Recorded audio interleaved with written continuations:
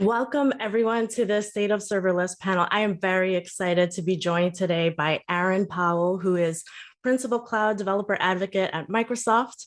I also have Natalie Davis here, who is a software engineer at Netlify, and Sunil Pai, who's a Senior Systems Engineer at Cloudflare. Hello and welcome everyone. How are you guys doing today? Woohoo. Now, Aaron Powell, I hear you are in the future. So if you could tell us how the future is and how, yesterday was for you, which is our today. Yeah, so I'm based in Sydney, Australia. So it is currently Thursday morning for me. And I think most people, it's probably late Wednesday at some point. The weather's kind of dreary. We still have COVID around. So it's not really any more exciting than where you all are at the moment. Very cool. Now, I've always wanted to travel to Australia. It actually was canceled because of our wonderful pandemic last year, because I really want to see like the wildlife and all of that side of things, plus, like the upper house and all that great stuff. But speaking of wildlife, Natalie, I hear that you have 2 domesticated wolves. Is that true? I mean, some people call them dogs, yes, but it's true. I have an Akita and a Chowski, and they run this house. I got it. That's great. Sounds like a lot of fun. Now, Sunil, you have to have at least one shirt, I hear, that has a wolf or an animal of sorts as well. Is that true? I mean, yes, definitely. I have a lot of shirts, but the one I'm wearing today has a spider on it because that's from the Spider-Verse movie, one of the best movies of all time, right? So movies, I do have. Very, very cool. And you're famous, right? Like, are you in a movie or something like that? I was just mentioning that in the latest Marvel movie, in the Eternals, for a half second, my apartment complex is on screen, which means I'm in an MCU movie. That's what it is. Very cool, ladies and gentlemen. You saw it here at GraphQL Summit, the famous Sunil Pai. So let's get to it. Today, we're here to talk about serverless. And I think before we get started, we should definitely answer the question that everybody always asks: what in the world is serverless? Aaron, do you want to give a stab at it first? Sure. So I had someone to explain it. Probably the best way that I've ever heard it explained is that it's not like there's no servers or anything like that. I mean, that's kind of a silly notion to think of it as there's no servers, but it's where you think about the server less. So that's why it's serverless. So you're not concerned about infrastructure. You're not concerned about scalability. You're thinking about just the code and the solution you're building, and you think about your servers less. Okay, so the fact that I heard out of that was there are, in fact, servers in serverless. Yes. All right. Now, is there a difference between, let's say, running code without having to deal with servers, or let's say having what's called managed applications? I don't know, Natalie, if you want to take a stab at, like, is there a difference between running function as a code versus services that you don't have to worry about the underlying services? I'll be really honest with you. I'm so new to the server space that I'm not sure I fully understand that question. So when you say managed services, can you tell me what you're talking about? So for example, on AWS, there's this AppSync, right, which is basically built off of Apollo GraphQL, but you don't really write code per se. You define your node graphs and things like that. And I've heard some people argue, okay, well, that's not really serverless, that's managed services, which is something different than serverless. The serverless that I've been learning, the kind of tools that I've been using is, of course, the Netlify functions. And when it comes to that, yes, I write code, but I'm just exporting a handler and kind of massaging the shape of what I expect to receive back from that. So there's code, but it's very front-end like code. It's very comfortable to me as a front-end developer. And would you say, going along those same lines, Sunil, do you actually have to understand servers? Do you have to actually understand, infrastructure to be able to do serverless, to learn serverless? At some point, I suppose, once you're like trying to squeeze out the last bit of like performance, but the entire point of this is that it makes scalable computing way more accessible for people who aren't experts. And that's one of the big draws of platforms like this. The way we talk about it in Cloudflare is not even that it's not serverless or that there are multiple data centers. It's like there's one big stretchy server just enveloping the planet, and you're just talking to the bits of it that are like closest to you. And we like that. It's like there's a whole professional team of great engineers working on making sure that that's up all day, but you don't really have to worry about it unless you are finally at the place where you're selling out for $1 billion to IBM. And you're like, okay, fine, we got to make sure that we know exactly how our software runs, I guess.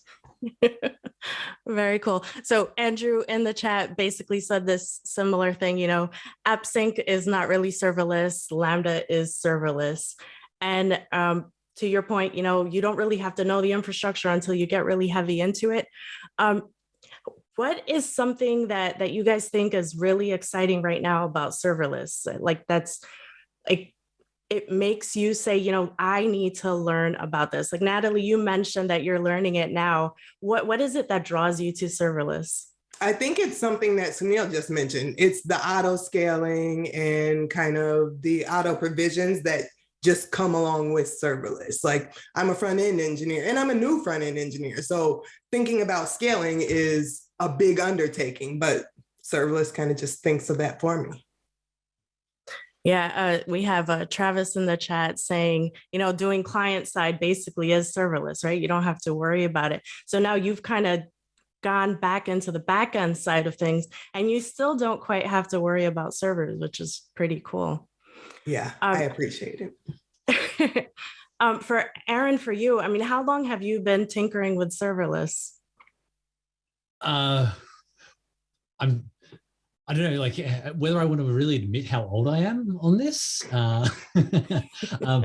So I've been using serverless tech in some form pretty much since its inception with inside of Azure. So several years at least. And for me, it's the event-driven architecture. So like being able to have something that you like, whether you're responding to a HTTP request and send some data down to a user, or you're processing a stream of data coming in from some sort of like backend system, like processing queues, and not having to worry about how many nodes do I have to have pre-provisioned or anything like that. Like that's the kind of stuff that I like about serverless and some of the things that I've been playing with over the years. How about you, Sunil? The way I like thinking about it is that my bet on basing my career around JavaScript has always been good. So in the early 2000s, nobody really cared about JavaScript developers because it was a toy language and we did like very little stuff. But then like frameworks came along and suddenly we became serious front-end developers. Then something like a React Native or Cordova came around and we became mobile developers. Node.js came along and we became server-side developers. And now serverless and like Node on the edge is making us like full stack, very like we can execute very grand, ambitious plans. And that's like for me, like the big draw of like serverless, that I can take the skills that I already have and have been using for a while and just apply it in places no one expected us to ever show up. It's true. It's definitely true. Personally, for me, I've been doing serverless for, I guess, I don't know, like 5 years now or so, and tinkering more on the AWS side. And for me, whenever I had to do anything with like a EC2 instance or, for example, VM virtual machine, it always freaked me out. Like, I'm like, okay, do I install these packages? Is this here? Is that there? Do I need more memory? Do I need to right size my machine, and so on and so forth? And for me, like, AWS Lambda was the coolest thing because I had to worry about absolutely nothing. At that point, all you really did choose was how much memory do you need? And even that, you could put a big number and it really didn't cost that much to be able to tinker and play with it. And it's been really cool to see, how serverless in general has grown, and like the adoption has grown significantly over the past 5 years. I don't know, Natalie, maybe you could tell us, like, what is a project that you started working on serverless? So right now it's just a toy side project, but I'm trying to like really delve into this new company I'm at. I'm trying to keep my skills sharp. So I'm just refactoring, and it's essentially a beefed up to-do app. It really is, but of course it's better than a to-do app because it's mine. And I'm just refactoring that. It had a back end that I did in Node and Express, but I'm just redoing that. So the code base is still familiar, and I'm just kind of implementing these new concepts. That's pretty cool. I think we've all at one point or another have done a to-do app or 3 or 100. It's where I start anytime I'm learning something new. Exactly. I mean, the business case is easy, right? You don't have to really think through it. You don't need to call like a product owner and say, okay, what are my use cases? Exactly. How about you, Aaron? Is there a project that you've been tinkering with recently? Yeah, probably my favorite serverless project that I've built recently. It's kind of on the back burner for a variety of reasons, but we had solar panels on the roof of our house.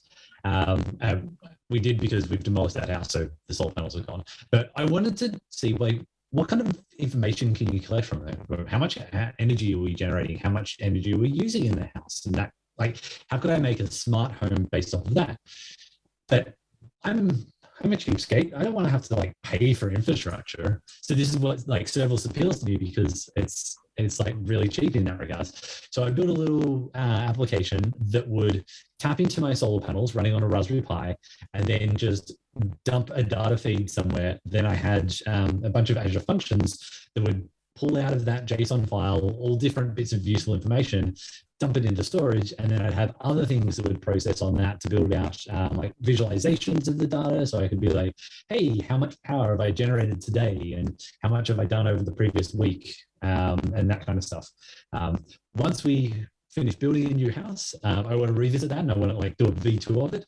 Because yeah, I think that's really cool. Like I can get insights into my house. And it's just, I built it entirely off serverless tech and a Raspberry Pi. Very, very cool. So how many functions are there in that infrastructure? There's a couple of different ones. So I've got some that just like provide HTTP endpoints, so you could just pull the data out, and that'd be the idea of like doing visualizations. I think I had 3 or 4 other ones that were processing different formats of the data feed. So I had like, what was the current energy generation? What was the things like the temperature of the panels and stuff like that. But then like long term, you could plug into other things. You could have other functions that are pulling out weather feeds and try and predict how much power you could generate because of the weather. And like, yeah, that was my grand plans. And I will revisit them when I have a house with that I can do that again too.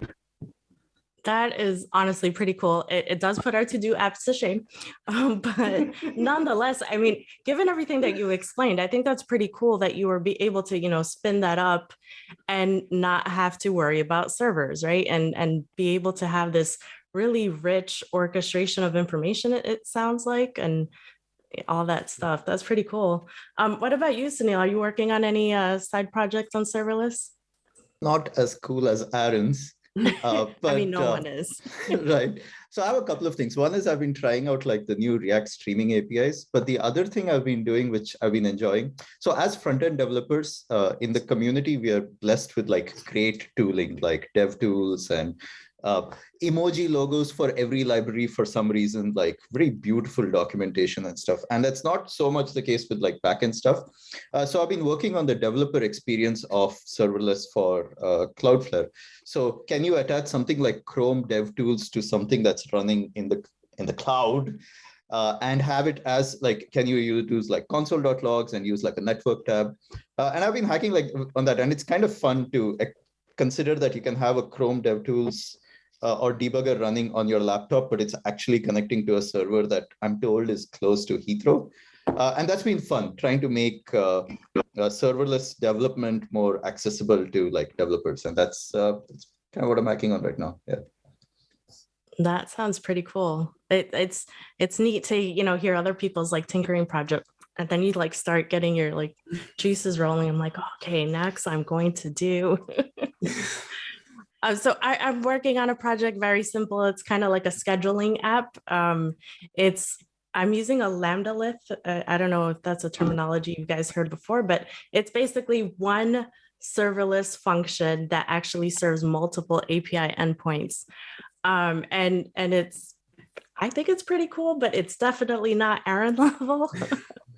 But it gives me an opportunity to play with different features. You know, someone in the chat was asking like whether you use API gateway in front of Lambda, et cetera. You know, so on the AWS side, you know, I'm doing that to kind of make those nice, pretty URLs, add caching and other, you know, RESTful features in it as well. I think I saw a question about API gateway and negating warm-up penalties. So at least for AWS side of things, you know, there's a concept with Lambda provision concurrency where you can deal with warm-ups and things like that. Yeah, okay, sorry. So we are at a GraphQL conference. And so obviously there has to be some sort of discussion around GraphQL. And I was curious if we could kind of go around the room and say like what your experience with GraphQL is. And we can start with Sunil. I haven't actually hacked on GraphQL as much. I mean, I did work in like Facebook for a while, and that's pretty much powered like by GraphQL. That was fun. And it's really nice that like it kind of feels the same like React, where you're like, you notice a whole bunch of patterns that people do all the time. And you say, okay, fine, here's a library layer that lets you like describe what that thing is. And there's another layer where you actually wire it up to the actual services. So developers don't really have to worry about the implementation details of the services. And it's much nicer for another team to like switch it out without breaking anything in front of it. The thing that I'm noticing now, at least in the serverless world, is that GraphQL, of course, is a clear winner there for the same reasons for making data access accessible. But it starts getting complicated because it's kind of hard to have a database enveloping the entire world and still fighting like the cap theorem, right? And maybe there is a chance here where you feel like you're still talking to an API endpoint, but you do smart caches at different places across the world. But yeah, it's cool. It's kind of cool. I'm not even sure if there's like any, like that's just it. The cap theorem is kind of hard to defeat.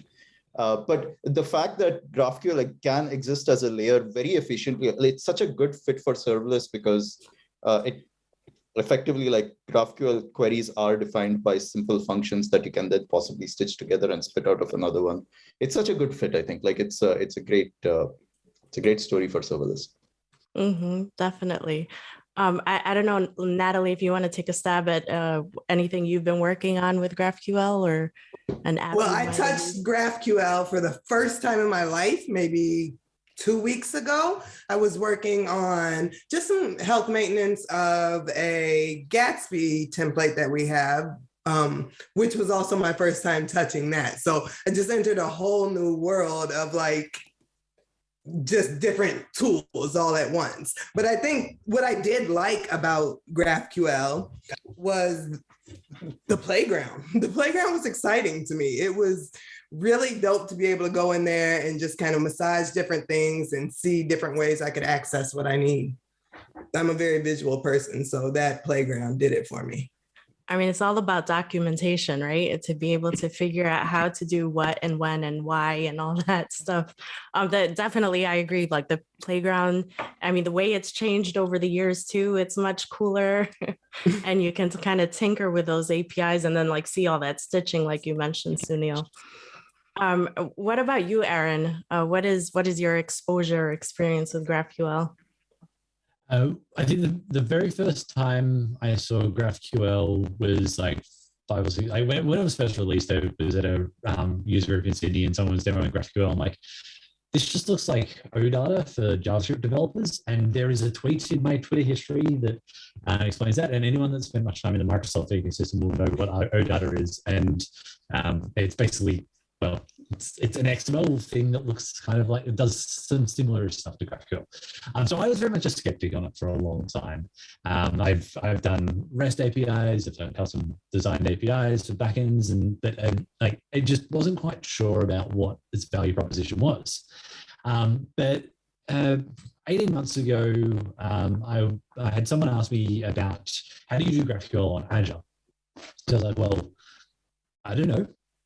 So I started to dive into it and have a look a bit more at that. And over kind of the last 18 months, I've really dug into the ways that you can build GraphQL applications, the kinds of applications people are trying to build with GraphQL, and like how do you go about hosting them? Like what's the difference between hosting them in a traditional like platform as a service model versus a serverless model versus like a SaaS model that you get out of like JAMstack and things like that. So I've basically just been trying to explore all the different things that make it tick and that make the way someone approaches building a GraphQL application come together, so that I can, as an advocate, I work a lot with our communities and feed that information back to product teams. So I can say, well, this is what the GraphQL community is trying to do. Here are challenges doing it on Azure. You go fix it. Okay, I'm not going to fix it. Like that's the product team's problem. So yeah, that's a lot of what my experience has been, is more trying to understand what people are building. And how they build that, and then looking at gaps that we have in the Microsoft space to help people do that sort of stuff. It's interesting you mentioned about like running GraphQL as like function as a service, and so I actually did a project this past summer where it was taking a GraphQL and putting it Apollo actually server and putting it on Lambda and fronting it with API gateway, and it was pretty cool, like how what look like a little like mini monolith of, of all these API stitching, and have it hosted in this tiny little Lambda. I didn't have to worry about concurrency and scale and all of that. And it's pretty cool. I haven't had a chance, you mentioned AppSync. I haven't had a chance to play with that. I don't know if anyone else here has done something similar. No, that's not okay. I got to know what is it doing. Yeah. But I guess, but you bring up a point, like how much serverless has changed and like the opportunities, for it to grow and for you to have things like AppSync. And I'm sure there's something else coming soon for the competitive side of things. Where do you see it growing? Like, what do you think is next for serverless? I think probably the next big thing in serverless is truly serverless web applications. So if we think about building like a React application or Angular or Vue or Svelte or pick your framework of the month sort of thing, like you've still got to host those assets somewhere. You've got to have somewhere where a HTML file lives, where a JavaScript bundle is, where a like the CSS and image. Like those have got to be somewhere. And how do we do that? Like, how do we host those and get the same sort of flexibility that we can get out of a HTTP serverless backend? I think that that's something that Netlify has done exceptionally well, is just have this super simple way that you can go, I have some React code that is going to build a web application, and I don't want to manage infrastructure. I don't want to run Windows updates. I don't want to install kernel patches on a Linux machine. It's React code, make web happen. And I think that's the next big thing for me in how we can build web applications leveraging serverless. Yeah, I don't know, Natalie, if you want to take a stab at what, with the experience that you have now with serverless, what do you think you might want to see next? I think I want to see newer devs who are particularly focused on the front end really kind of grab hold of this tool that's going to give them the power to build more things without having to understand some complexities and nuances that only come with longer term experience. Because when you're first learning, you just want to make the magic happen, but sometimes you don't have the tools to do that. And I think serverless is going to be a great help with that. Yeah, for sure. What about you, Sunil? I'll talk about Cloudflare, but I actually want to talk about that. Netlify actually is nailing the accessibility story on that. And you can see that not just in the technology, but the people they hire, in terms of they want to make it such that it's approachable and not intimidating. And there's not just resources, but effectively building a community around these things. And Netlify kind of is the gold standard. I mean, hi, I'm a big fan is what I'm saying. So I really like that. And that's, I think, a big part of serverless, much like previous things. Like in the 90s, web development was kind of like the dark arts or whatever it is. But then it's something that's brought social mobility and basically empowered whole generations of developers after that. On the Cloudflare side, we are, of course, we want to do the same thing, and we beat the others at that game. There's like some cool ideas that we're like thinking of in Cloudflare. And one of those I want to talk about is something called durable objects. And it's weird. So we have data center everywhere, right? And we also have something called KV, which is like a key value store that's replicated in every server so that you have data also close by. But durable objects is like a JavaScript object that can hop across servers. So what that means is that, let's say like there's some data in a JavaScript object, and you are in, I don't know, California, I assume, because a lot of developers are in California right now. There's the chance that this object could literally move to a data center near you and make it like faster for access. And then if you use that as a synchronization point, like between two other developers, it'll find the midpoint, the data center that's in the middle of you, and use that as a connection point. So like there's some sci-fi stuff that's going to be like start happening in the serverless world. It's an idea that's like, it feels like we have nailed like one part of it in the the 2010s. Can you believe that it's behind us? Like we are in the 2020s right now, which is, I want to do over on the last 2 years, but that's a whole other conversation. But it feels like the 2020, they didn't happen. Yeah, I can't discount it. But it feels like the 2020s now is about taking that and truly like shrinking the world and finding out what the limits of the speed of light are in like building this kind of tech. And that's quite exciting for me. I think like that's going to be a pretty cool thing to see happen, and then be made accessible for mere mortals like the rest of us. Very cool. Natalie, you have a couple fans here. Joel is saying, 100%. He agreed with your commentary. We have a couple folks here. Michael Watson talking about how he loves being able to run Apollo server both on AWS Lambda as well as Azure Functions, and how the developer experience is so clean and easy for debugging and such. So, to your point, Natalie, right, to be able to get into this backend space without having that much backend knowledge, for sure. There was a question, let me scroll up for Sunil, about edge workers. And he was wondering if there's a strategy for running Apollo server on edge workers. Sorry, does it not just work? Maybe it should just work.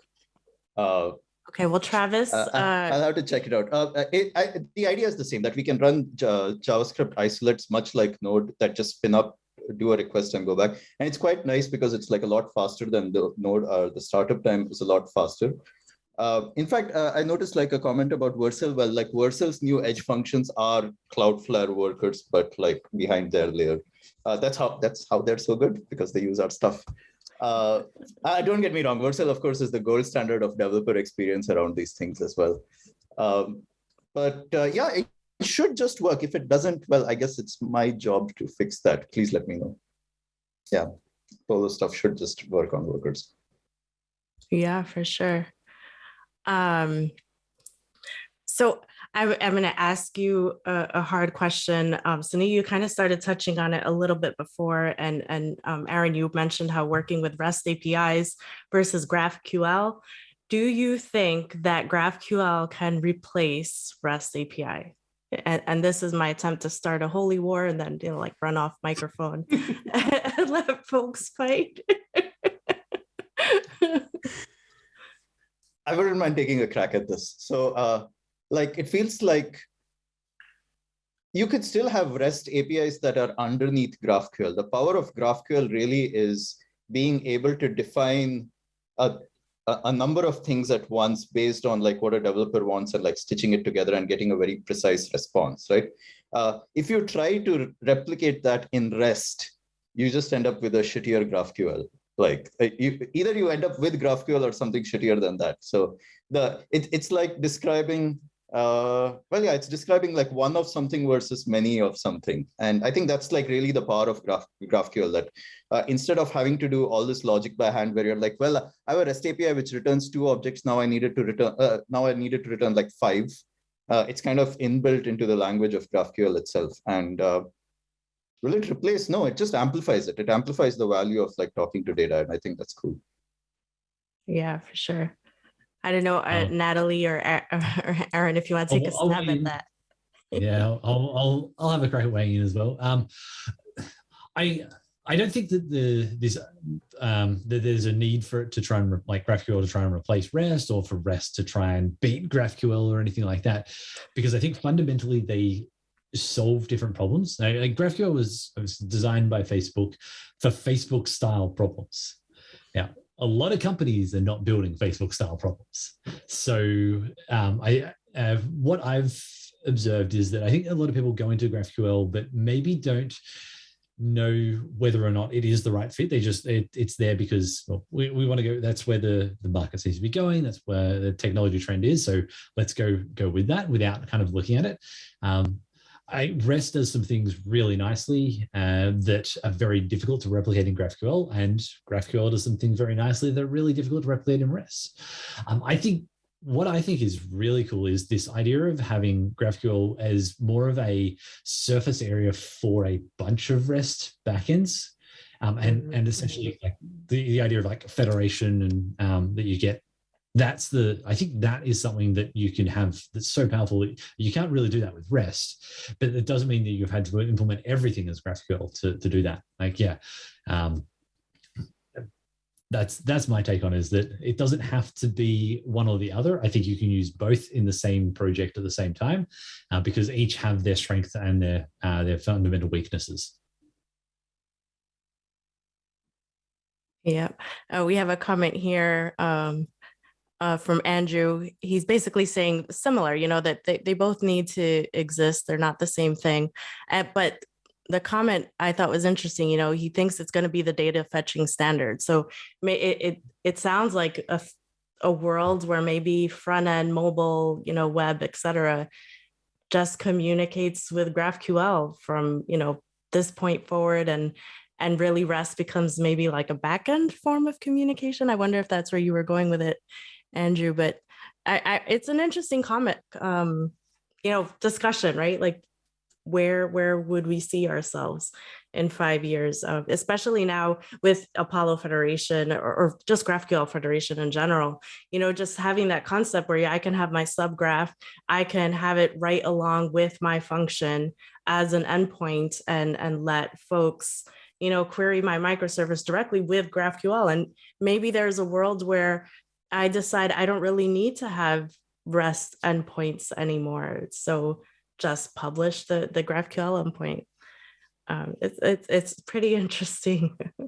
There's a couple here, folks, saying like, "Oh no, that we're starting a holy war." I don't think it's a holy war. I was kind of joking around about that, but it's a interesting, like, fundamental question. Like, where do we go with this? Where is 5 years down the road look like? What I like about GraphQL is like what I like about any interesting technology is what it can enable that kind of wasn't done before or was very hard to do before. I want to give a shout out to this. There's this tool. It's a company, these folks called GraphCDN. And I have an argument about the name of the product, but the product is great. It's basically a caching layer that you can put on top of your GraphQL APIs.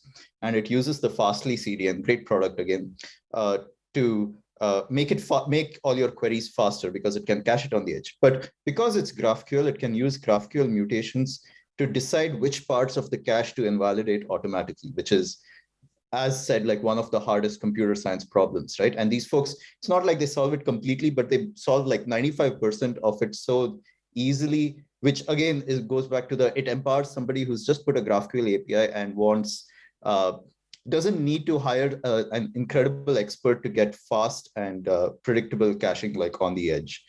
So that, I think, is the power of technologies like GraphQL, which is like what it enables because you decide on like a standard, so to speak. That's nice, I think.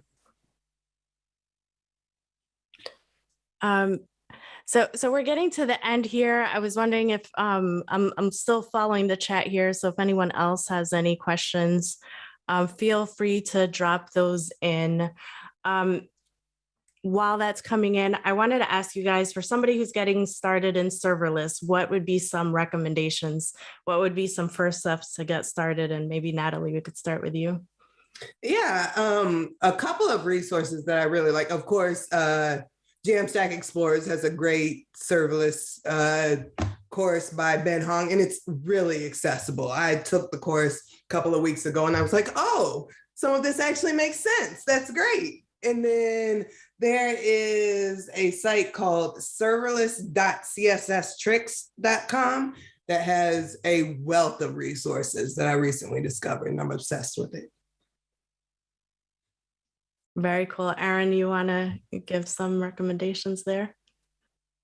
I think the first thing I would encourage people to work out is what form of serverless are they most interested in exploring a bit more? Because the way that I've approached serverless and the kind of things that I've done is that you've got serverless HTTP endpoints. So if you're building a web application, but then you've got this whole other area of exploration, which is around like essentially event-driven architectures, where you've got serverless processing of data that's coming in from like a data feed somewhere that you might then just be pushing into a database. And it's a similar concept to the way that you're doing web endpoints, but instead of exposing data to someone that's on a web page, you're exposing data from one system to another.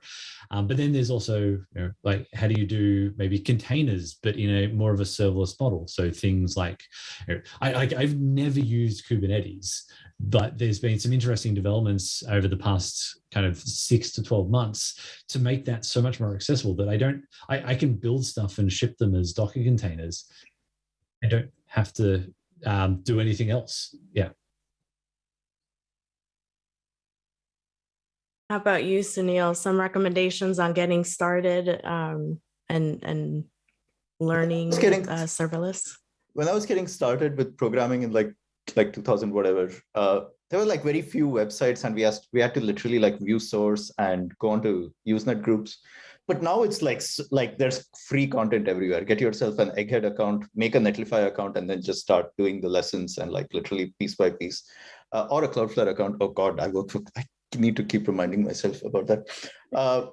But I think that's very much it. Like there is so much great content out there right now, and all of them are so well produced. There'll be like 20 lessons, each one which is like 2.5 minutes long. And every time you do it, you get a little bit of a dopamine hit where you're like, oh, I literally just deployed a little JavaScript that now is accessible across the world in like 100 milliseconds. That's kind of ridiculous. Like younger me would have been like, how the hell can you do that on a free account? All these, there are like very generous free tiers from all these places, not just for serverless, but also for data solutions that are friendly with serverless. So your Superbase, Planet Scale data, what have you. Like those are just I have a couple of friends in those, which is why I think I named it, and I'm biased towards it. But there's so much out there. You just hang out on Twitter for a day and you will find like 20 new things to discover. So really, I think the thing if you want to jump into it, is to not be intimidated by the options and say, okay, fine, I'll just do this one course over this weekend. And that's what you do. Just make yourself a free account and get through a few lessons for the weekend. I totally agree with that. Go ahead, Aaron. So yeah, I was just going to add that. Yeah, on the topic of free content, there's so much free content across pretty much all cloud providers as well. Whether it's like Microsoft has learn content where it's all like self-directed, and they spin you up free resources where you can like deploy stuff into the cloud immediately. Similarly with AWS and Google Cloud, like they've got those there. So you don't have to try and like do these piecemeal solutions of, I might be deploying my web app assets here and my serverless functions into another place. Like don't be afraid to check out some of what can seem big and scary in terms of like the three big clouds, because there's so much stuff they can do. There's a reason that they are so big and so popular, is because there's a lot of investment in having good quality free content. And YouTube, my God, there is so much stuff on YouTube from like the big brands. Like I think every DevRel organization I've engaged with has some form of a YouTube presence where there is just free content and like well produced free content on how to do, whether it is like Azure Functions and deploy your very first serverless application, or it's going down the route with Netlify or Cloudflare or anything like that. Yeah, it's almost like there's too much knowledge. There's too much stuff to learn from. It's really hard to find, like, where do you start? Because there's hundreds and hundreds of hours of video that you can go and watch. Yeah, that's exactly what I was going to say before. It's, starting out, I remember like always looking and I'm like, well, nobody's done this before. How do you do it? And you kind of tinker and try different settings and you see it explode. And then, you're able to pull it all together sometimes. And it's pretty cool to your point, Sunil, to see how things have exploded in terms of free content, like you said, Aaron, as well. I mean, if you take a peek at the chat, for those of you who are watching, there's a ton of folks that are like pasting links of different things of how you can get started, documentation. Apparently, Sunil, you are the hero that Gotham needs. And so it's a Spider-Man shirt, not a Batman shirt.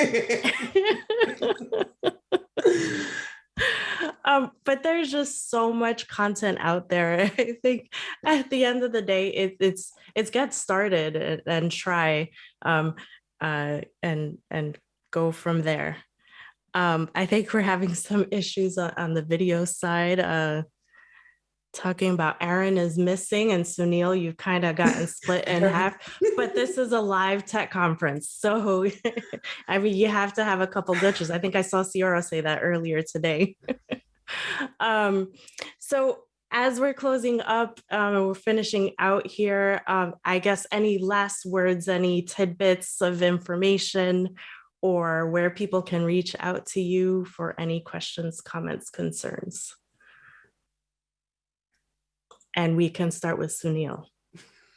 I spend half my life on Twitter. I have a problem, like all of JavaScript is on Twitter anyway. You can reach out to me there. And I just wanted to thank you, Yvonne. You're an incredible host, and I had such a great time here. Thanks to you. Appreciate it deeply. I hope to come back maybe next time, knowing a little more about serverless than I kind of do right now and fake my way through it. So that would be a good progression for me, I think. No, you've done great. Very great. It's awesome to hear all this great information. How about you, Natalie? What are your closing thoughts? My closing thoughts, as always, I'm talking to the new devs because that's my sweet spot. Get out there and try it. I think you all made a great point. There's a ton of resources out there. Try it. What's the worst that could happen? You're not going to take down the whole internet. So have fun. Yeah, for sure. I'm going to try, Aaron. I think you're there, so maybe you can say something. I know folks can't see you, but yeah, I'm not sure if I'm here. My Zoom crashed a couple of minutes ago, so I don't know if I'm back or if we're just having some awkward conversations at the end. No, I've had a great time. And yes, thanks, Yvonne. I think you've been a fantastic host, as the others have said, and I've really enjoyed it. Yeah, I'm all over Twitter. I spend way too much time on that. So you can find me on Twitter or, yeah, that's probably the easiest place to get in contact with me. Very cool. So if you couldn't hear him, I'm not sure. He's basically saying you could find him on Twitter. He appreciated all my blabbing and all the grilling that I did. Hopefully I didn't make you guys sweat too much. But yeah, same for me. My DMs are open on Twitter. Definitely feel free to reach out, ask any questions you have. Thank you for GraphQL Summit for hosting this event and inviting us to be able to talk through all these different nuances about serverless, where it is, where it's going, and how GraphQL is taking over the world. Again, thank you so much for our guests here. They have been awesome that they took time out of their day to share a little bit more information with us. And thank you. Bye. See you. Bye-bye.